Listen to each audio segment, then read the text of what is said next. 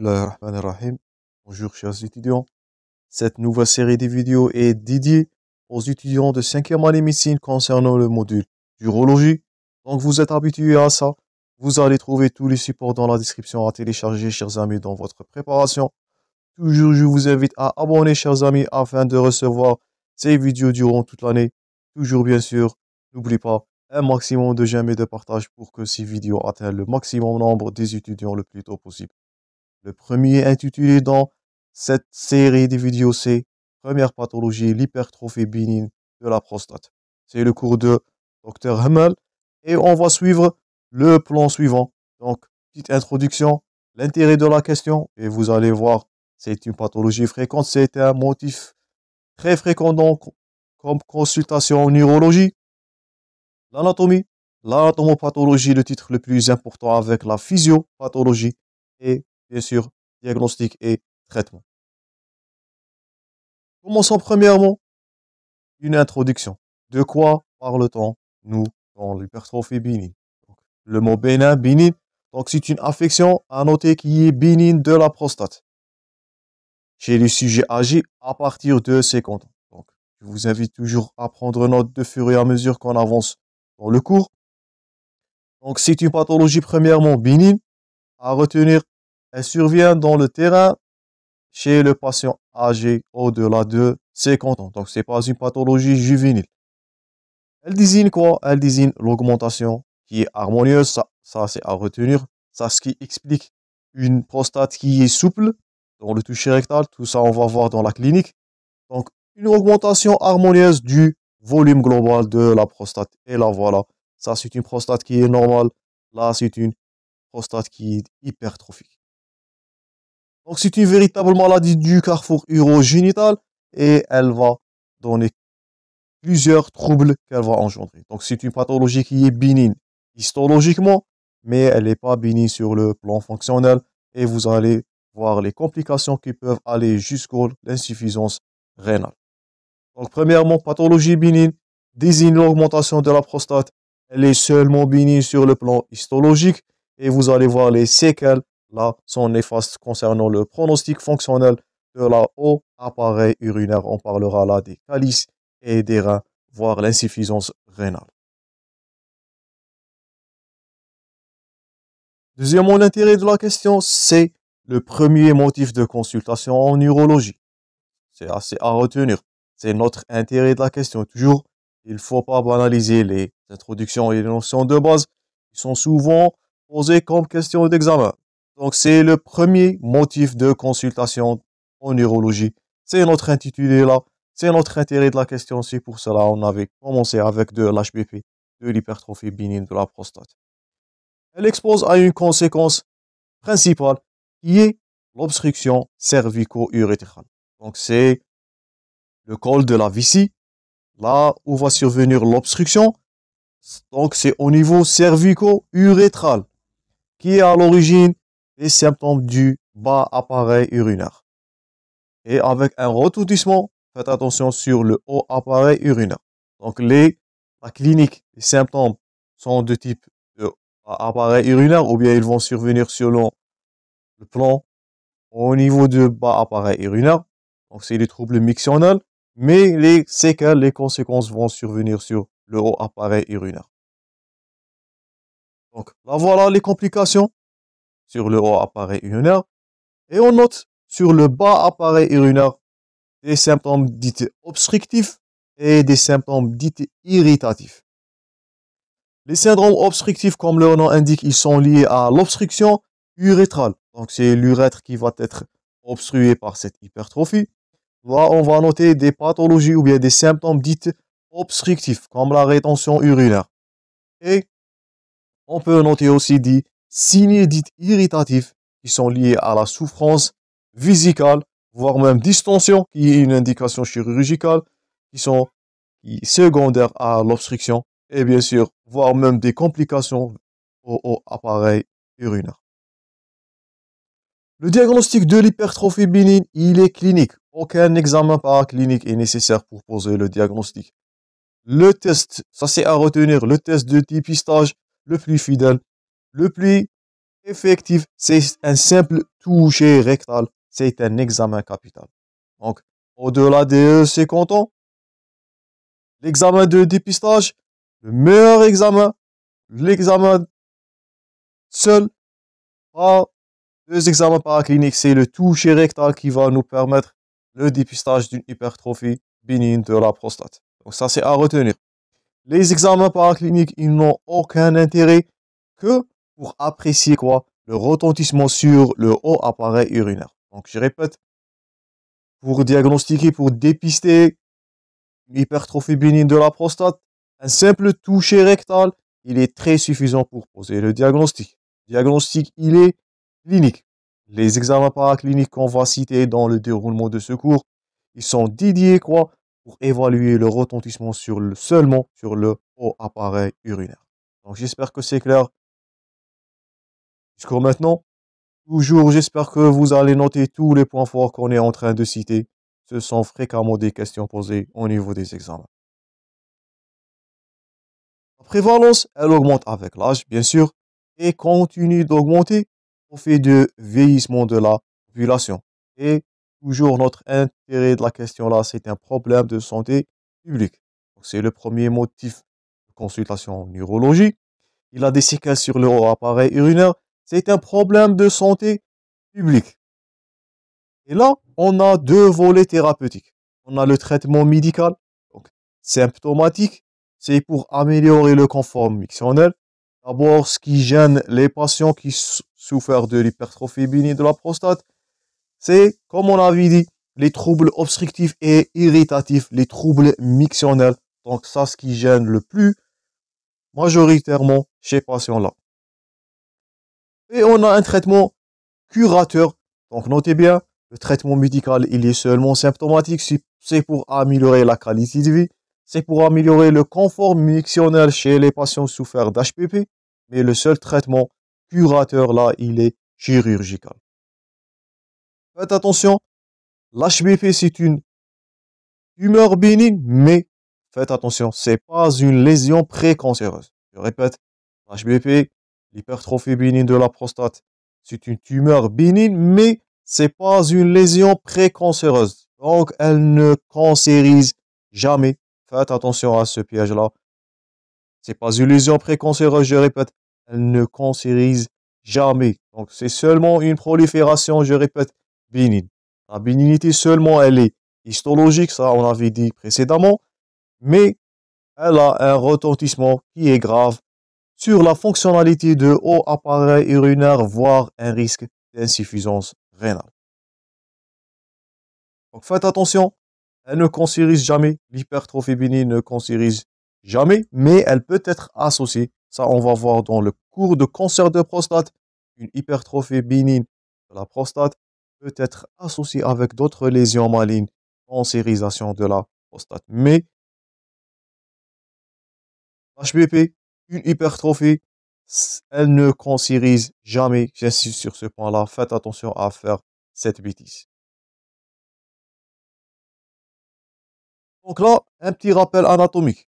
Donc la prostate est une structure qui est impérimédiane. C'est une glande masculine. Donc il n'y a pas de hypertrophie bénigne chez la femme. Elle est en forme cône arrondie. Elle se trouve sur le trajet de la convergence des deux voies spermatiques. Chez l'adulte jeune, ça c'est à retenir, le poids d'une glande qui est normale, qui n'est pas hypertrophique, c'est entre 15 à 20 grammes. Au-delà de 20 grammes, on parlera d'une hypertrophie bénigne de la prostate. Donc, comme situation anatomique, la prostate, elle est limitée en avant par la symphyse pubienne. Voilà, la symphyse pubienne. En arrière par le rectum. C'est ce qui explique qu'elle est palpable à un simple toucher rectal. D'abord, c'est un avantage clinique, donc on peut dépister, je répète, un toucher rectal qui est l'examen de dépistage le plus efficace. Donc c'est clinique, on va poser le diagnostic d'HPP cliniquement. Aucun examen paraclinique est nécessaire. En haut, limité par la vessie, donc ce qui explique les troubles mictionnels en cas d'hypertrophie prostatique. Donc l'obstruction de l'urètre, le col cervical ou bien le col vésical. Et en bas par le plancher pelvien. Donc, une prostate normale, entre 15 et 20 grammes. L'hypertrophie, ça va donner un retentissement sur l'évacuation de la vessie. Donc, les troubles mictionnels qui sont le grand gène dans cette pathologie. Donc, c'est pas l'hypertrophie elle-même qui est le grand gène, c'est le retentissement sur la qualité, sur la fonction mictionnelle. Donc, le confort mictionnel va être altéré. Et comme anatomie, là, vous voyez qu'elle a un rapport très étroit avec le rectum. C'est ce qui explique le toucher rectal. Je suis en train de répéter, j'insiste sur tous ces notions-là. Ils sont fréquemment posés comme question d'examen. Donc, c'est le TR. On récapitule, c'est le toucher rectal qui est l'examen de dépistage de premier ordre. Une prostate normale, elle a un poids de 15 à 20 grammes. Une hypertrophie bénigne de la prostate, elle ne cancérise jamais. Ça, c'est à retenir. La bénignité, dans ce cas-là, elle est seulement histologique avec un grand retentissement grave sur le haut appareil urinaire, voire insuffisance rénale. Donc, j'espère que c'est clair comme introduction. Passons maintenant à l'anatomie zonale. Donc, bien étant macroscopiquement homogène, la prostate, elle comporte plusieurs zones. Donc, on note une zone périphérique, une zone centrale, une zone de transition qui est le lieu de cette hyperplasie, cette hypertrophie finie de la prostate. À retenir, un stroma fibromusculaire antérieur avec des zones des glandes périurétérales. Donc, plusieurs zones sont décrites selon McNeil. Donc, c'est McNeil qui a donné la description zonale de la prostate. C'est la meilleure, c'est le modèle qui est décrit par McNeil. Donc, elle comporte, prostate, plusieurs zones. On note la zone périphérique. Donc là, voilà la zone périphérique qui est le lieu de cancer. Faites attention à confondre entre la zone centrale ou bien la zone de transition. Là, voilà qui est le lieu de notre intitulé aujourd'hui qui est hypertrophie bénigne de la prostate. Je répète, l'HPP va survenir sur la zone de transition. La voilà en bleu. Par contre, notre prochain intitulé qui est la tumeur ou bien le cancer de la prostate, il va se développer dans la zone périphérique. La voilà en jaune. Faites attention. Donc, premièrement, la zone périphérique en jaune, c'est 70%. Elle représente 70% du tissu glandulaire. C'est la partie la plus grande. Le siège de 70% des cancers, tumeurs malignes. Et elle est accessible au toucher rectal car elle a un rapport très étroit avec du rectum. Ça, on avait vu dans le rappel anatomique. Donc, là, voilà la zone périphérique qui est le lieu du cancer. 70% des cas, je répète. C'est pour cela un simple toucher rectal va déceler la pathologie, quelle que soit bénigne ou maligne. On a une zone centrale qui occupe 20% de la glande. En bleu, la fameuse zone de transition qui est le site exclusif, ça c'est à retenir, l'hypertrophie bénigne se développe seulement dans la zone de transition. Donc c'est le lieu de l'hypertrophie bénigne, hyperplasie prostatique bénigne qui est notre intitulé aujourd'hui. J'espère que vous n'allez pas confondre entre les deux zones et entre les deux pathologies. On note aussi une zone fibromusculaire antérieure. Elle est constituée de fibres musculaires lisses sans éléments glandulaires. Vous allez voir que tumeur des prostates, c'est de l'adénocarcinome. Donc là, il n'y a pas des éléments glandulaires. Par contre, la zone périurétérale, c'est elle qui donne l'essence au lobe médian, qui est parfois le lieu de développement de cancer. Ça, on va voir dans le cancer de prostate. Donc, et elle se situe dans la paroi musculaire lisse de l'urètre. Donc, ce qui est nécessaire de cette plaque-là, c'est que la zone de transition en bleu, c'est le lieu exclusif, je répète, de l'hyperplasie bénigne de prostate. Deuxièmement, la zone périphérique, la voilà si elle qui est le lieu de 70% des cancers de prostate. Je répète, tout ça, on va aborder avec détail dans le prochain cours. Donc faites attention. Selon McNeil, je répète, c'est la zone de transition qui est le site exclusif de l'hyperplasie prostatique bénigne. Bien sûr, ça c'est de la physiologie. Il existe deux types de récepteurs. On note des récepteurs alpha et des récepteurs bêta. Donc ça c'est de la physiologie de la miction. On a des récepteurs alpha 1, alpha 2. Donc là voilà récepteurs alpha 1 qui sont dans la région centro-prostatique et le reste de la musculature qui est vésicale, là on note les récepteurs de type bêta. Donc je répète, les récepteurs bêta selon bien dans la paroi vésicale et des récepteurs alpha dans la région centro-prostatique. Et ça, c'est quand vous allez voir ça, c'est l'intérêt de l'utilisation des alpha bloquants comme traitement. Ça, on va voir dans les parties suivantes de ce cours. Donc, gardez-vous en tête, il existe des récepteurs alpha 1, alpha 2, surtout dans la région centro-prostatique. C'est l'intérêt, je répète, de l'utilisation des alpha bloquants comme traitement. On va voir dans le déroulement de ce cours.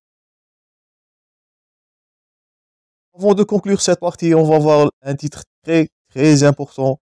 C'est l'anatomopathologie qui est fréquemment posée comme question.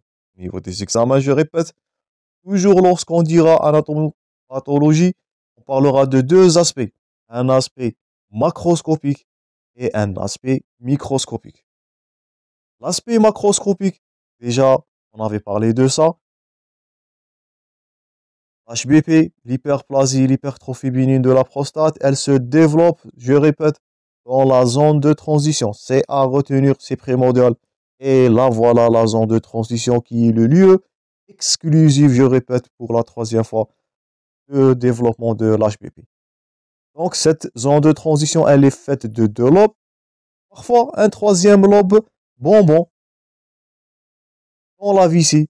Donc, ça, c'est du lobe médian. Donc, on a deux lobes qui sont le siège de cette hypertrophie bénigne, mais parfois, elle va se développer dans le troisième lobe. Et selon le plan microscopique, donc ça, c'est à retenir, le type histologique de la prolifération, c'est l'adénomyofibrome. Donc, adéno, c'est pour glandulaire, myo, c'est pour musculaire, et fibro, c'est pour tissu conjonctif. Donc, c'est pas une seule population qui est le lieu de cette hypertrophie, mais cette hyperplasie. Donc, la prolifération, ça c'est à retenir, c'est une question fréquente posée au niveau des examens. C'est une prolifération, je répète, qui est mixte. On note là l'association de prolifération du tissu glandulaire, musculaire, lisse bien sûr, et même du tissu conjonctif. Donc, c'est pas une seule population, c'est pas un adénome, c'est pas un léomyome, c'est pas seulement un fibrome. L'hypertrophie bénigne de la prostate, c'est une prolifération qui est mixte. Trois populations sont hyperplasiques. On note l'adénocé pour les tissus glandulaires, on note myo pour les tissus musculaires et on note fibrome, c'est pour les tissus conjonctifs. Donc la prolifération, là, faites attention, c'est de l'adéno-myo-fibrome. Trois lignées, trois types cellulaires, trois tissus sont atteints par cette hyperplasie. Donc on dira là, c'est une prolifération mixte. Faites attention de faire cette bêtise-là. Donc il ne s'agit pas d'adénome, pas seulement d'un léomyome, pas seulement d'un fibrome. C'est de, je répète, l'adéno-myo-fibrome. J'espère que vous allez noter ces deux aspects-là. Surtout l'anatomopathologie, elle est posée fréquemment comme question des examens. Donc ça c'est tout pour cette première partie, chers amis. On va continuer ce cours comme d'habitude sur plusieurs parties. J'espère que la vidéo a été utile. Je vous rencontrerai, chers amis, dans la suite de ce cours très prochainement. Je vous remercie pour votre attention. Je vous souhaite toujours de bon courage dans vos préparations. Merci et à la prochaine.